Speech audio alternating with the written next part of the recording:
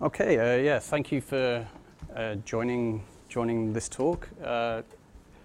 It's quite a niche technical topic, so I'm glad to see so many people here and interested in getting involved in some of the challenges in using this shiny new toy stood variant in real-time DSP code.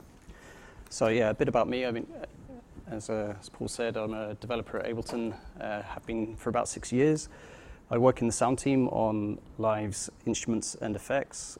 Most recently, my focus has been our new synthesizer that's included in Live 10 called Wavetable. If you want to contact me after this talk, then probably the easiest way is on Twitter. I'm _Hobson_. So this is the synthesizer that me and my awesome team have been working on for a while now, and this was the trigger for this talk essentially.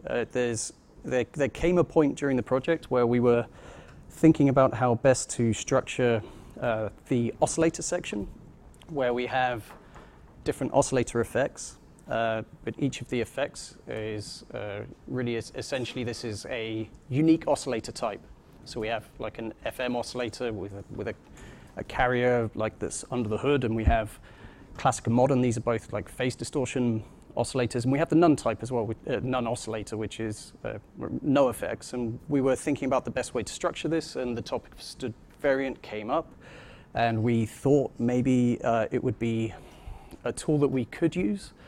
If you're at Timur's talk this morning, you'll have learned that stood variant doesn't have any heap allocation internally, so it on the surface appears to be a useful tool for real-time DSP.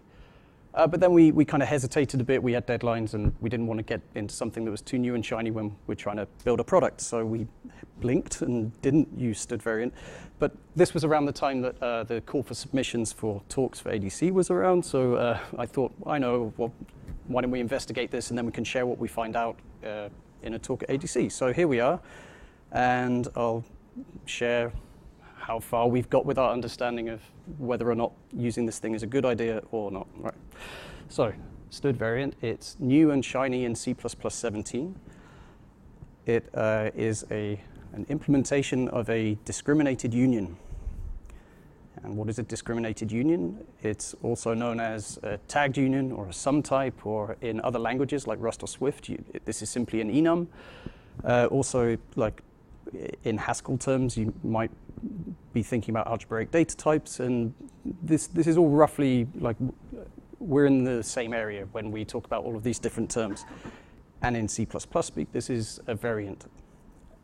Now, it's somehow traditional when introducing variant to give a motivational example. So here is my motivational example. I'm going to build an API for MIDI events. So we can start with really just looking at the data. A MIDI event is a series of bytes, and then a container of MIDI events is, let's say, a vector of MIDI events. So here we have a vector of vectors, and then, or if you'd prefer to think about a stream of events, then we have an iterator of MIDI events. So that's the data. Then we might build a collection of helpers, like utilities that give you information about the contents of those bytes. Like, is this a note? If it's a note, then give me the note value or the velocity. If it's pitch bend, then give me the pitch bend amount. And then you think, well, we could be a bit more object-oriented in our thinking here, so maybe we'll make a class, and then we bundle the data with the interface, and we have, we can extend this interface out to cover the entire MIDI spec, and then we have like a MIDI event which gives you everything you need to like find the information that is contained in the data. Now, there's a couple of things that you might criticize about this approach. One would be that you're incurring the cost of a dynamic allocation for every single event, when most of the time these events are very small. So you might say, okay, well, let's have just an array for the most useful case, which is up to 3 bytes for most events, and then we have like a vector left over for things like sysx, where we don't know how large the event is going to be, but that's like the edge case, so fine, we'll keep that separate. But the other thing that I would maybe criticize about this is that you have access to the entire MIDI spec for every event, when really the event might be extremely simple. It's like a program change or a pitch bend amount. And if I'm dealing with the logic of triggering a note in my synthesizer, then I don't necessarily want to have to like wade through all of this interface stuff when I really just need note and velocity. So how could we go about simplifying the interfaces a bit here? Well, you can start thinking about specific types for the specific events. And you could start thinking, well, let's just have a POD data structure for note on, channel note and velocity, and program change and pitch bend. And then we'll keep sysx as a vector, that's fine. But then what do we do for our container of MIDI events? Well, a vector has to have the same value type for every element of the vector. And this doesn't quite fit. So one trick for solving this would be to create a MIDI event interface, and then we can use inheritance for like a polymorphic vector, and then we can have a vector of unique pointers to iMIDI events, and then we can construct our note on directly into the container, and okay, we now have a vector of MIDI events, and we have individual objects for each MIDI event type.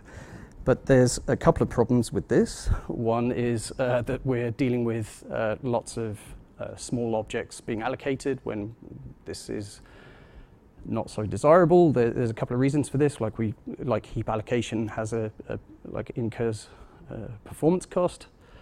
Also, we're dealing with pointer semantics now rather than value semantics, which isn't so nice. And another problem is this doesn't really work for MIDI events, because what is the shared interface that you put into the base class? There isn't really something that's unified across all of these MIDI events. You end up with the shared interface of the MIDI events is the interface that you saw in the original class. So you end up with the entire MIDI spec again. So this doesn't work. Another approach using like the techniques available to you in C++ prior to C++17 would be to consider using a union here. We can store a specific event type as a value in the union. The union is sized such that it is the size of the largest type in the union. So you're compacting the memory used here. And then you can employ a tag to let you know which of the values is actually active. And so you can say, all right, well, we've got a program change event, so we're going to set the tag to program change, and then we're going to construct our program change in the union. And, well, then in our synthesizer, we can take a MIDI event and switch on the tag, and then depending on the tag, we can do a thing with the event, and we can access the actual value in the correct type. And here, this is good. We have value semantics again, and we have like compressed memory usage. So this is good, but it falls apart as soon as we introduce something that isn't plain old data. So if we reintroduce sysx into this model, we have a vector, and this is holding on to resources like heap allocated memory. And as soon as that's in there, then we have a situation where we need to clean up after ourselves. We need to have a destructor. And in the event that we are a sysx type, then we have to destroy the sysx object to free the memory, and we also have to cope with any kind of assignment or copy constructor or any of the things that you do with C++ objects. Complicate this a lot, and so this makes it very hard to manage. The other thing here is that you have to keep your tag and values in sync. Like, you could easily imagine a developer trying to extend this system and adding a new value type but forgetting to update the tag, or maybe there's an operation where they put the wrong tag value in, and then you get hard to debug bugs that cause you lots of problems. So this isn't really a recommended approach. But this is where variant comes in. A variant abstracts this pattern so that you effectively have that union value plus tag. wrapped up in a useful, reusable generic object. And so what we have here is a statement which says a MIDI event is one of these types. It could be one of these values. Then we can say again that our MIDI events is a vector of MIDI event values. And then we can think about setting up a MIDI event as, in this example, a sysx value. We can process it in our synthesizer, and then we can change it to be a different type. And when that change occurs, when the assignment occurs, the resources are correctly cleaned up. So far, so good. Yeah. Okay, so in our synth, we receive a MIDI event. And the way that we deal with the event here is using a utility that comes in the standard library called visit. And this takes the event, and it also takes a MIDI event visitor. Now, the idea here is that it's visiting the active value. So this MIDI event visitor will receive the value which is currently active inside the variant. And that looks roughly like this. It's a function object where you have a series of overloads for operator parentheses for all of the different possible types that might be in the variant. And then we dispatch the actual value off to, like, synth note on in the case of a note on event. So this works, and it's type safe, and it's fast. But it's kind of boilerplatey. It's you could criticize this for looking a bit ugly and being a bit like going around the houses to achieve something that's quite simple. So we can improve the usability of this. Here's an example that you'll see on cppreference.com, where there's a helper object called overloaded, which bundles together your handlers, in this case a series of lambdas, and it constructs an object for you so that you don't have to write out your visitor, make your own custom visitor. You can just use this overloaded thing, and it creates one on the fly for you. And this is very simple to implement with C++17. Sorry, it's really these two statements. The first one is creating this object by using variadic inheritance. It inherits all of your lambdas and then exposes the operator parentheses methods. And then the second statement is just telling the compiler how to do that. This isn't so important, but I just want to highlight that the usability abstraction doesn't cost you anything.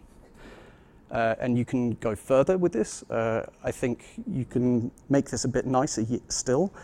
By creating a function called match, which takes a single variant and then a series of lambdas or function objects. And then it ends up looking something like a switch statement with a series of cases. And I think this is about as good as you can get for usability for a variant in the current form. And again, just to show you that the abstraction is not an expensive one. If you're not comfortable looking at our values and forwarding, you don't need to worry about this. It's really just saying to the compiler, pretend I'm not here, get me out of the way and optimize me away, which does happen. I showed this code, I showed this talk in the office last week, and the feedback at this point was we'd like to see what this would look like in another language. So just for comparison's sake, this is roughly what it would look like in Rust, where we have an event, which is a MIDI event, and then we have the match keyword. So this match function is simulating what you get in Rust with the match keyword. This is what it looks like when the variant or enum is a language feature. So it's really worth keeping in mind that what we have in C++ is a library feature rather than a language feature, and that's just worth knowing. So I don't want to get too bogged down in comparing to Rust, but really just to make the point that I think the usability is essentially there. There has been criticism about whether or not variant is actually a usable thing, and I would say it's usable. So to summarize what we've seen so far, variant encapsulates the tagged union pattern, and it works correctly with the C++ object model. and compiler optimizations strip away the abstractions. Now, I haven't actually shown this yet, but I can show you it now. If we look in Compiler Explorer. So here, okay, up at the top, we've got our match and overloaded helpers, but we can skip over those. We have a variant type, which can be a double or an int. We have a thing that makes a random variant for us. It's either an int or a double, so the compiler can't know in advance which one it will be. And then we have a helper which will get an int version of the value. So it will cast the double to an int, or just give you the int in the case that it is an int. And then in the main function, we create a random variant and then return the contents of it. And if we look at the implementation of getInt, or the compilation of getInt, then what you see is really this is a very minimal thing. Really, the amount of code that's generated is pretty small. What you see is here we're getting the index out, and then we figure out what address that corresponds to for a function call, and here it calls the function, and it's essentially down at the bottom somewhere created something that's like a vtable. So the cost of the visitation here is in the ballpark of a vtable call. But it's not quite that simple, because in the middle of this function here we have this branch. So here we're comparing the index against something, and then we are branching and jumping to here where we can throw a bad variant access exception. And when I started investigating how variant behaves, this really stuck out to me as something to worry about.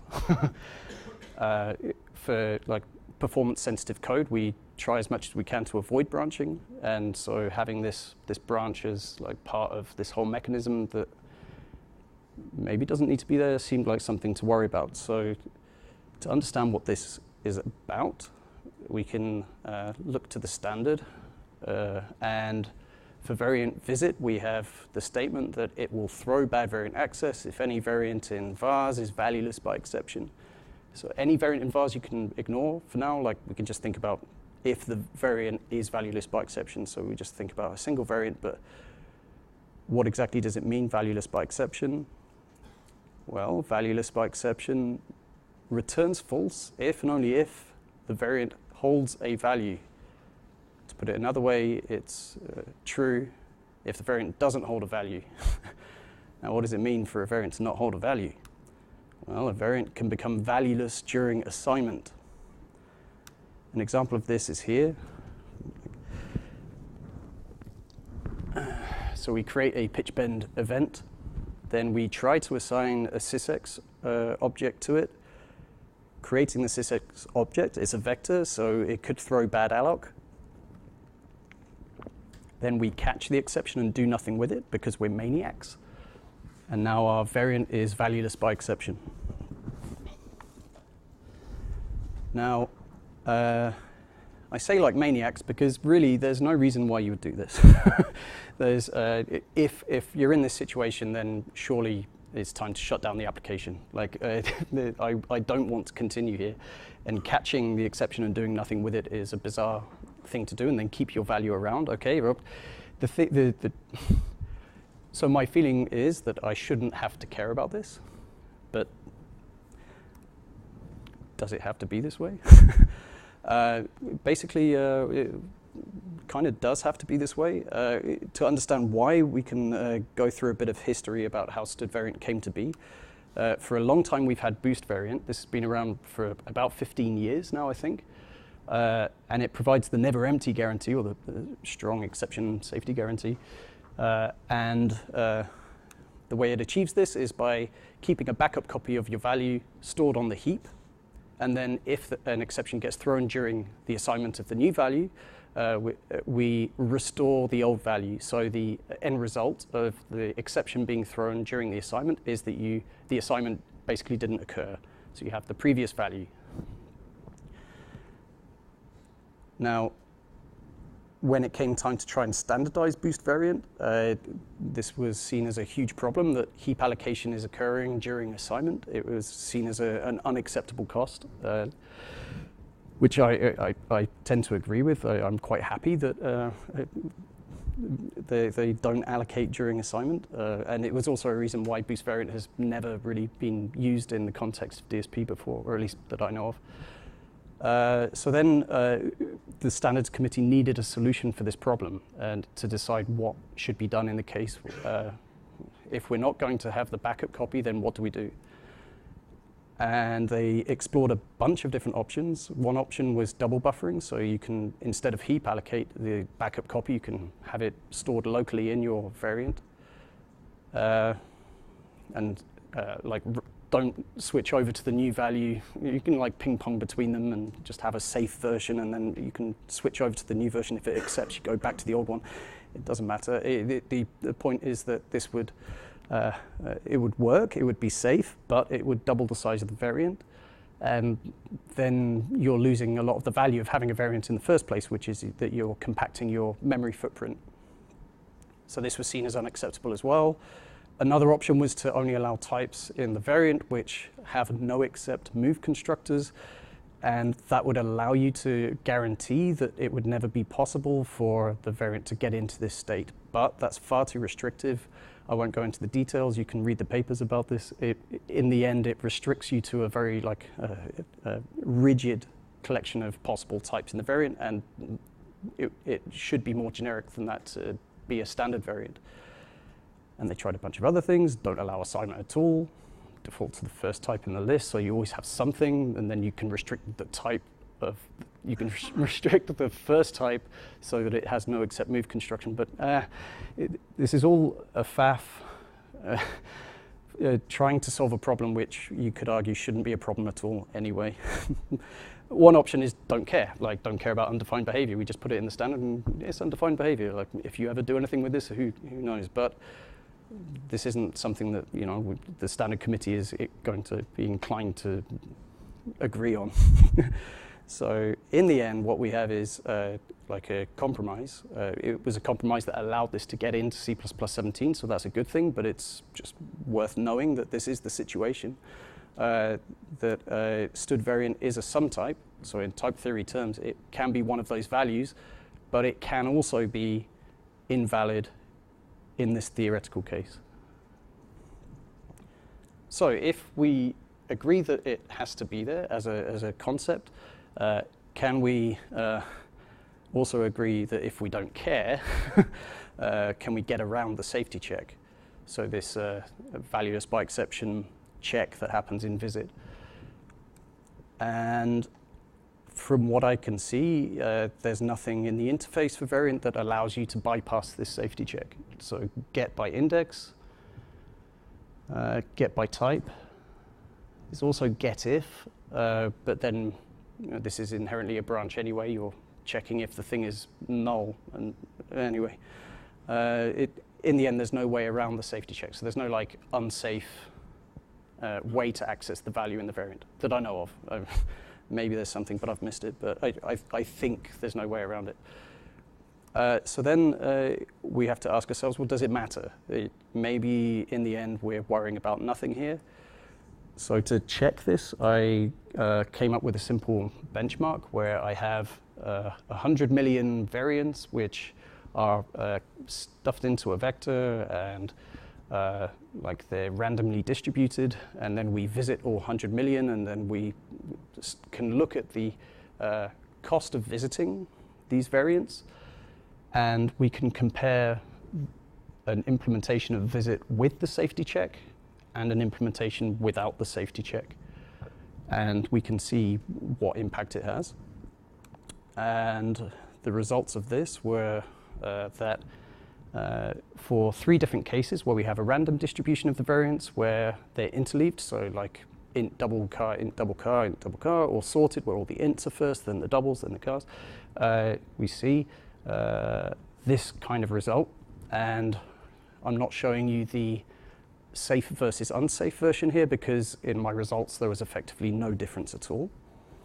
And this was leading me towards the conclusion that simply what we see here is that branch prediction does a really good job of understanding what's happening with these variants, and it, like, in the end, makes the valueless check redundant.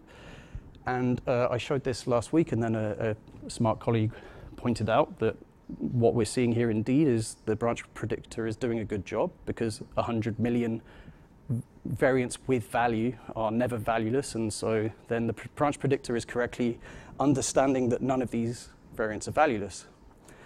Now, the trouble with a benchmark like this is that this is extremely artificial, and we're training the branch predictor and giving it all of the information that it needs to do the right thing. But in a real world context, you can't rely on the branch predictor being that correctly trained.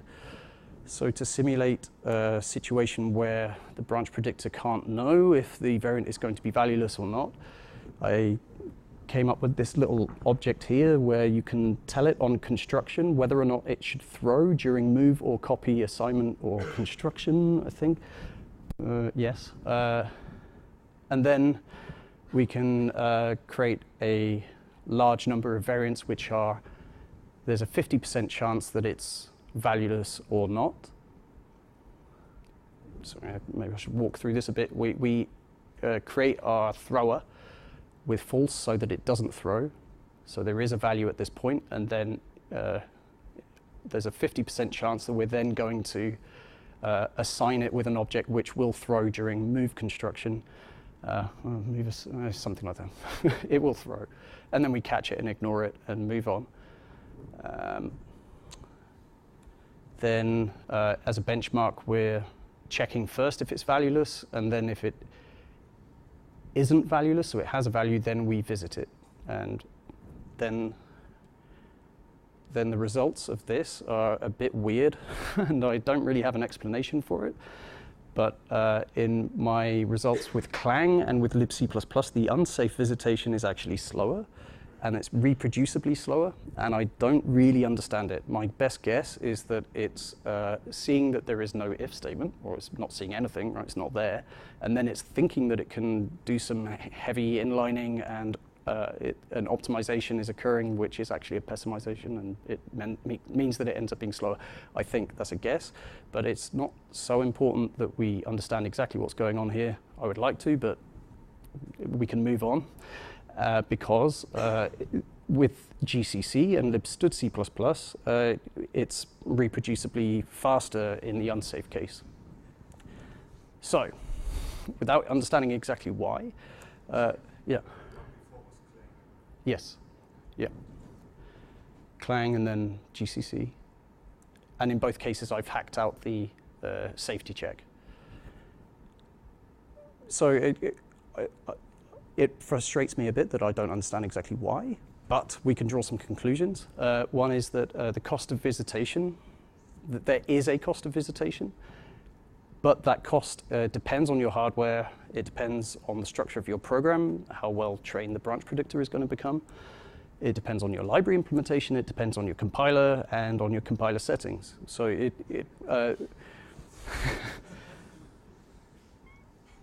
the message then is that you simply have to measure, and you have to measure in context to understand what the cost of visitation is and whether or not it actually matters in your application, because there's a very good chance that it won't impact you. Maybe there will be a cost, but it will be so small compared to the other work that's going on in your application that you should spend your efforts optimizing something else and maybe not worrying about this. But it depends. So there is a runtime visitation cost. Oh yeah, sorry, that's the point I just made. Also, branching isn't the only thing to consider when worrying about performance. What about memory usage? So we know that cache misses are a big problem for performance. So this brings me back to the example that I started with that triggered this line of thinking. We have in wavetable this multi-mode oscillator section, and we didn't want to implement this in a way where we had too much conditional logic saying like, well, if we're in FM mode, then we should tick the the modulation oscillator, and if we're in this phase distortion mode, then we do the phase distortion. We wanted to try and avoid that kind of logic, just to make things simpler for us, but also to reduce bugs. Like, we wanted to make this thing stable, but also we had the idea that we would be able to reduce the footprint of the object by not having additional components always present in the synth. So we thought about modeling this as a variant where you have 4 possible oscillator types that are available, and then we visit the oscillator that's actually active to do the ticking. But then these kinds of questions that we've been asking ourselves during, that I've been presenting, caused us to just simply defer the idea and come back to it later. But the thing that we found interesting was this possible reduction of the memory footprint. And we wanted to not do this with a heap allocated oscillator, just because we wanted to keep control over the memory layout of the synth. So so what we've ended up with is that we actually do have the 4 oscillators in place, which is bloating the oscillator out a bit, and now we want to understand if it's what the correct strategy is for reducing the footprint, and if there actually is a cost to this bloat. So this is still work that we're going to be dealing with in the next couple of months. Now, to simulate the 2 different approaches that we're considering here, we have a simple ticker object. So this thing just returns values in sequence. And what it also has is an array which is padding out the size of the object. And we can configure this so that we can pass in a number, and then we have, what's that, like a kilobyte of padding for each n, right? So the size of n is the number of kilobytes of padding for the ticker. Then we can have a multi-mode ticker switcher, and here we're switching based on the index. So we have our 4 tickers stored in the object, and then based on the index, we tick the relevant ticker, right? So when we switch the ticker, we're switching to the next ticker, and then when we're ticking the ticker that's active. Then the variant approach to this would be that we have a variant of possible tickers. When we're switching the ticker, we create our ticker in place in the variant, and then when we tick, we visit on the ticker and call tick on the ticker that is active. So we only ever have 1 ticker at a time. Then as a benchmark, we can create a vector of switches, like a large number. So this is parameterized in the benchmark here. So it's like n switches. Then while the benchmark is running, we switch over each ticker. Sorry, we tell each switcher to switch its ticker, and then we tick it a bunch of times. So this is also parameterized. So we're going to have, sorry, too quick. A lot of ticking per ticker, and then we switch to the next ticker. So that's the approach. And the idea there is to simulate something like the user is switching the ticker, and then we're running a bunch of audio. And the results are like this. I mean, I ran lots of benchmarks with lots of different factors. I'm not going to go into them all now, but these results summarize the general direction of what I saw, which is for a small number of ticks, the cost of visitation and object creation outweighs the ticking. So here we have in blue the switch on index approach, and you can see that the variant is like dramatically slower. But as we increase the number of ticks, you start to see that the relative cost of the variant goes down to the point where at some point in nearly every case, the variant ends up being faster than the index-based case. And what this says to me is that this shows the cost of memory traversal. Like the padding factor here like increases the size of the tickers, it increases the overall amount of memory that the system occupies, and then each tick we have to go through all of this memory, and what you really see here is simply, I think, the cost of going through a quarter of the amount of memory. So, to summarize, should we use stood variant in our real-time DSP? I think it was probably a foregone conclusion that the answer is maybe.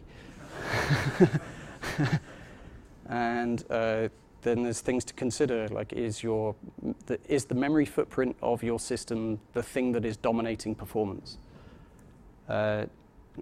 Does your use case have a close set of types? There's a very good case for like a semi-modular system where you know at compile time exactly what possible things could occupy that part of your synth or your semi-modular effects system or whatever. Like if you know that at compile time, then variant could be a good tool. And also if construction on assignment is acceptable, because it could well be that that's not something that you can do. Like if you want sample accuracy of your effect switching, then like messing around with constructing a new object in place and destroying the old one is like maybe something that you want to avoid. But I think what I hope I'm highlighting here is that it's a tool that's available to you, and if memory usage is your main concern, then it's worth considering this as a means for reducing your overall footprint. So that's all I wanted to share. Thank you very much for listening. It's a very niche topic, so I'm glad that so many of you were here to listen to me ramble on about it. Also, I just heard this morning that we are now looking for a DSP engineer, so if anyone's interested in maybe looking at these kinds of topics with us, then talk to me. And yeah, I'd be happy to take any of your questions. Thank you.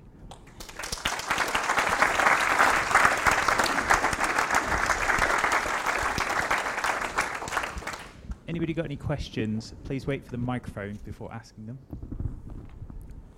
Nobody? Timur, you got to have a question. I have a comment. So Variant has this interface where you get get or get if, and it either does or does not do the check, but obviously the visit function does not have that, so you have this check always. So you presented a way to getting around this, and I think it would be great to have that actually in the standard, or I think that would be useful to many people. Yeah. So, my comment in return is that, yeah, this is quite fresh, like the stuff that I'm showing here, and I would like to understand if this cost really has to be there. Some kind of unsafe visit seems like an obvious thing to have if we can prove that there is a runtime cost, and I've proven it to my satisfaction, but whether or not like the standards committee would agree, we'd have to explore. I don't know, but there's only one way to find out, I guess. Mm-hmm. Yeah, we should talk afterwards, I guess. Any more questions? Dave? Yeah, interesting talk, thanks. So you mentioned that you can't rely on the branch predictor to do a good job because you don't really know the state of your application at the time. Do you have any real-world evidence for that? Like, how do you know you can't rely on the branch predictor to just ignore that jump all the time? What was pointed out to me was that in a case where you have multiple threads accessing this data, then I'm not an expert in branch prediction, but my understanding is that blows away possible predictions. Like if you have like a lot of data being processed, especially if you're ticking per sample and not over a buffer, then there's a very good chance that by the time you come around to pick up the next tick, then the state of your application will have changed such that the branch predictor gets confused, essentially. But I think I don't have a real-world example. I haven't measured this in a real-world situation. That would be something to explore for sure. What I was trying to do was just like simulate a confused branch predictor so that we understand the potential cost. Yeah. Cool, thanks. All right. Any more questions? No? Okay, let's give Ian another big hand. Thank you.